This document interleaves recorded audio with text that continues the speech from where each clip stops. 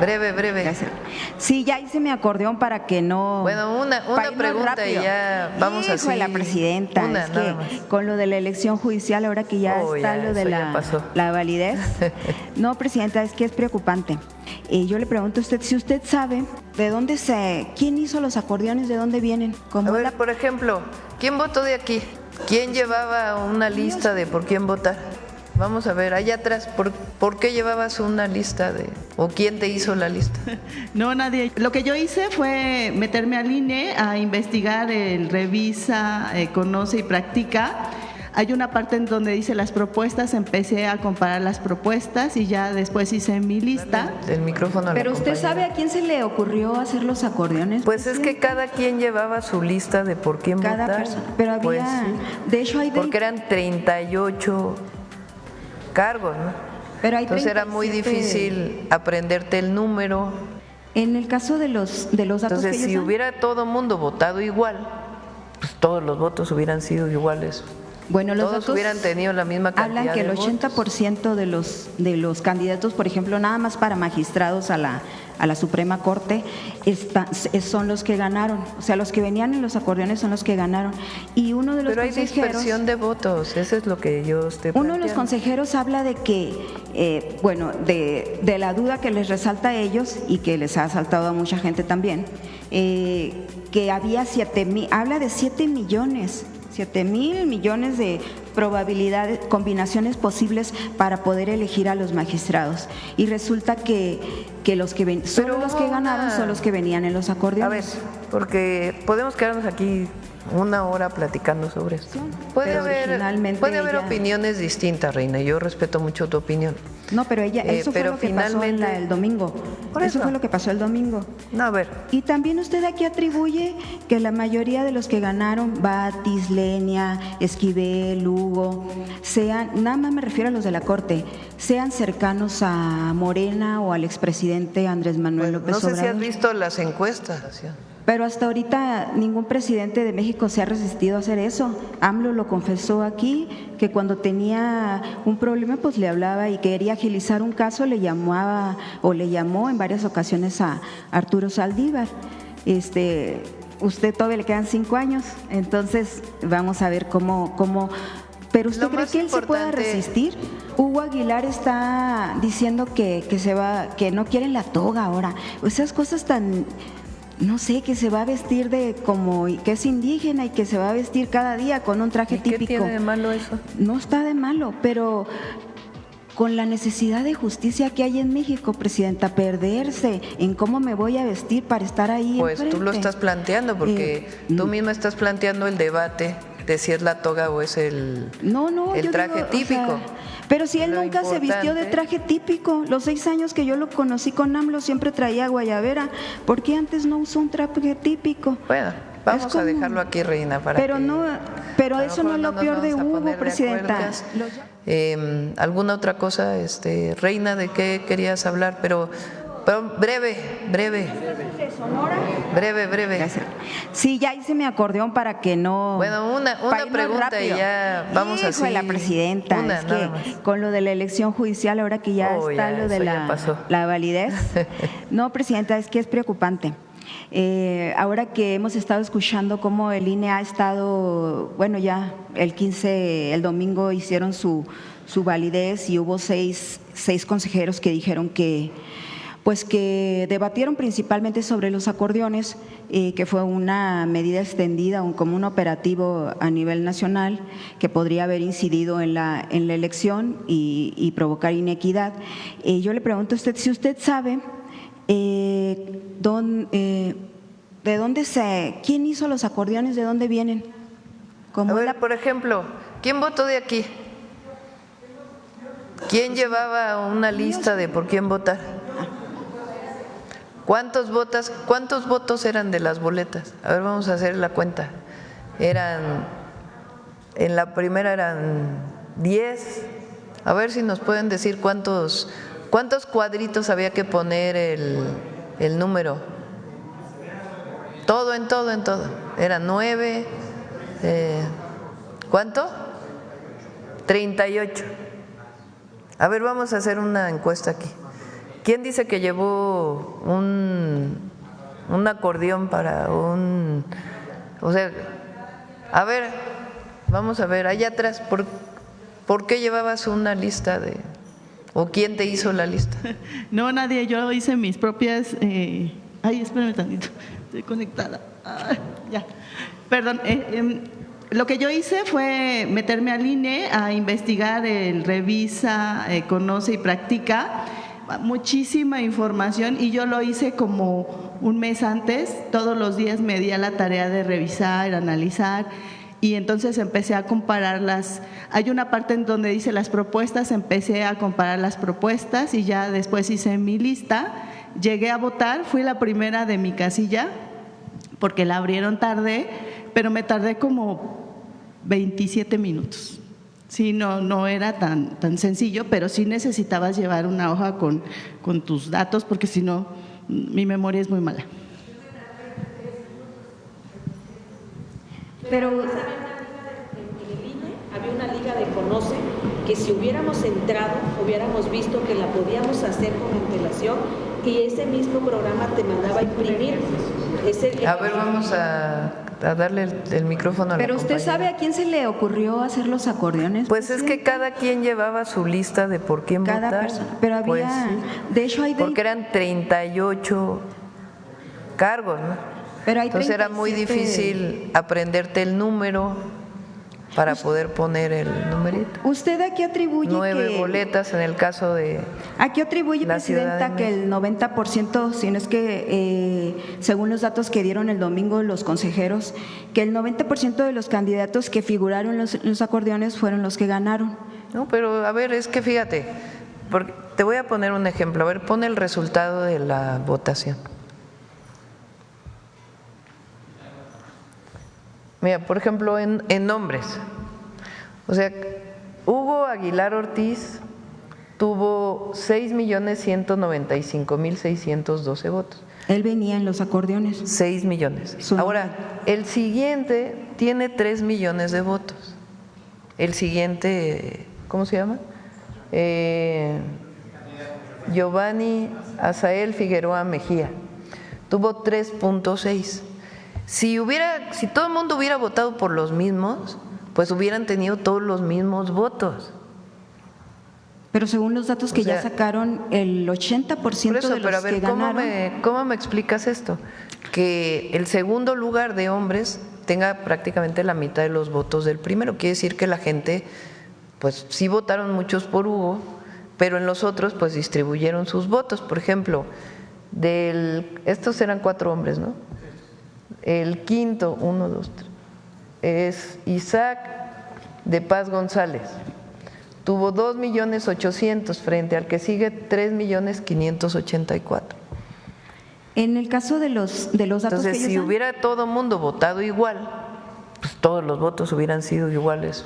bueno, los Todos datos hubieran tenido la misma cantidad hablan que el de votos. 80% de los candidatos, por ejemplo, nada más para magistrados a la Suprema Corte, son los que ganaron. O sea, los que venían en los acordeones son los que ganaron.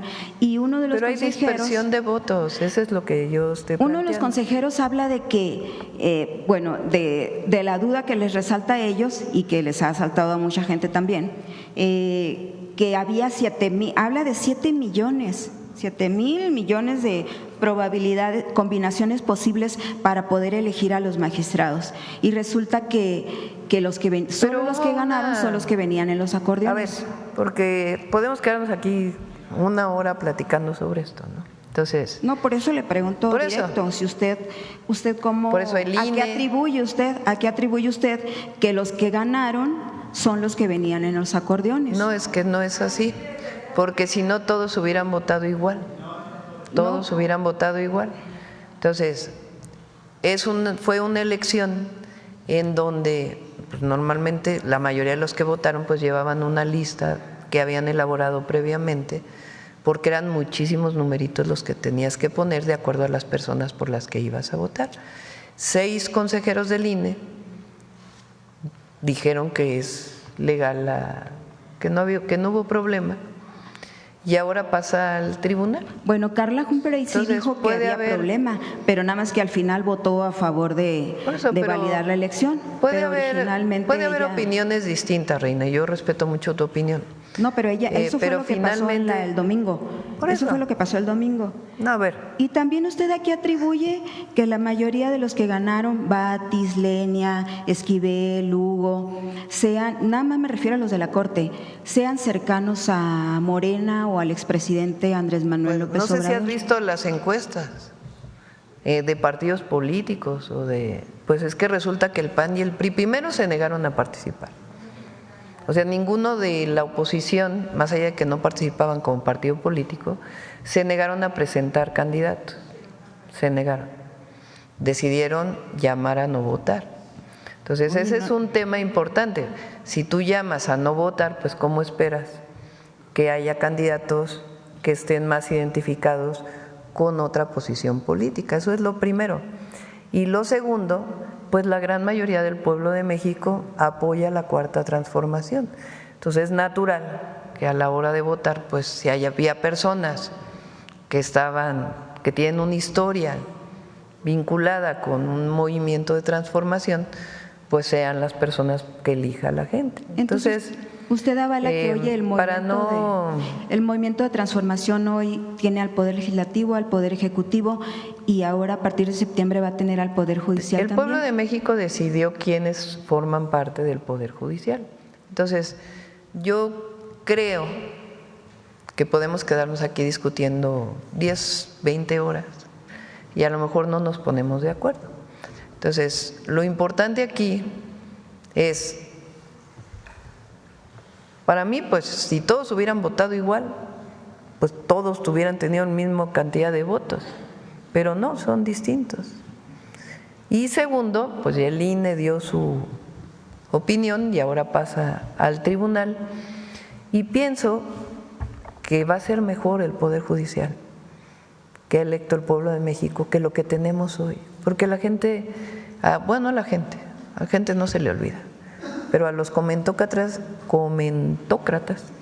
se les olvida mucho, y a algunas personas, la corrupción del Poder Judicial.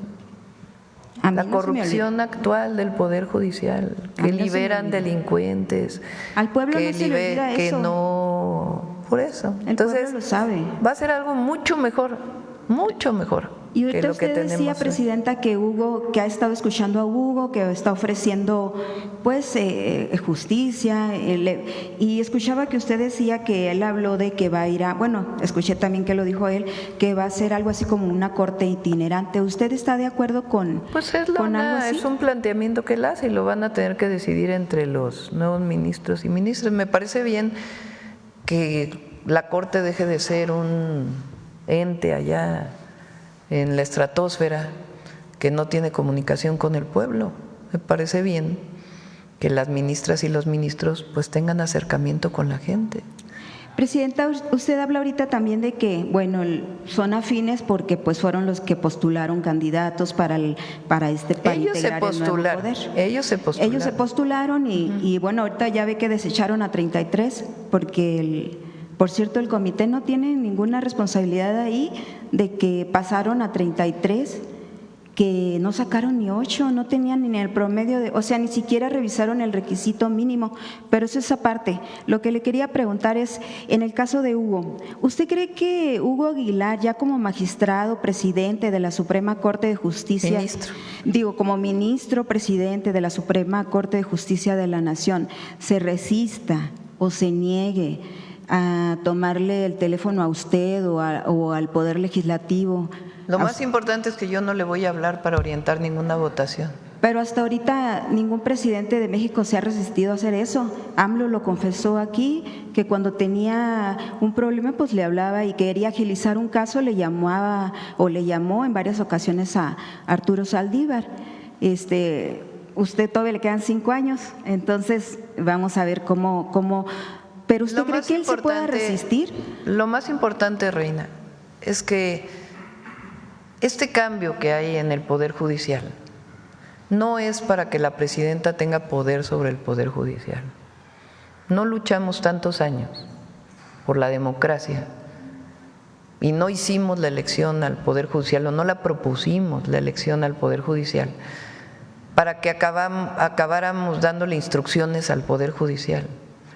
Nuestro interés es la autonomía del Poder Judicial, que realmente haya un Estado de Derecho en nuestro país, que no ha habido, porque hemos tenido una Corte muy corrupta, no todos, pero muchos ministros muy corruptos, Sí. y jueces y magistrados.